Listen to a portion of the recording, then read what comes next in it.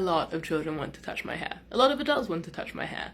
But I treat adults very differently to how I treat children. With adults, you should know better. There's no way that you're on the train at 60 years old, at your big age, touching people without consent, right? Sticking your fingers, your dirty nasty fingers in someone else's scalp, right? You wouldn't do that. You wouldn't do that to a blonde person. You wouldn't do that to a brunette. You wouldn't do that to someone of your own race. Don't touch me, is what I'm saying. But with children, they're still learning, and I'm their teacher, and it's my responsibility to help them along with that journey. And typically it starts with curiosity. It starts with amazement, awe, wonder. It makes me feel really good. Because they look at you and they're like, their eyes slowly drift up to your hair. And they're like, wow, it looks like a cloud. It looks gorgeous, I want to touch it.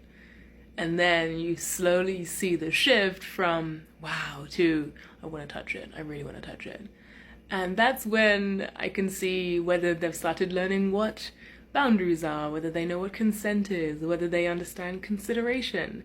You know, are they going to disrespect my boundaries? Are they thinking about me and whether they would make me uncomfortable? So typically it starts with the reach out. It starts with the reach out with anyone, regardless, adults, children. It always starts with the reach out. And that's when I back up. I always back up, and I do it very sharply so they get taken by surprise as well, because it almost seems like they're in a daze when they reach out, like, wow, going towards the light. It's pretty weird to watch, honestly, but I'm kind of used to it.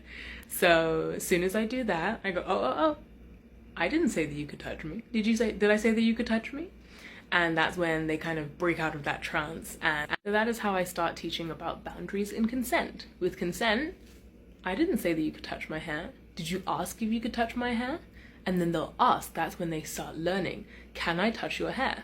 And even if I don't mind someone touching my hair, I will always say no the first time. And I learned this from someone on TikTok, actually. They said, regardless of who it is, say no, just to see if someone's going to push more than they should, because some people will push because that's, you know, you want to know if they're manipulative or if they don't respect you and your boundaries. So even if I don't mind them touching my hair, I will say no. And that is when they go into, oh, but why? And that's when I get to enforce my boundaries. I don't want my hair to be touched. I don't want you to touch my hair. So it's not a matter of did you ask, because now they need to know. Sometimes even if they ask nicely, people are going to say no. And they need to learn how to respect that.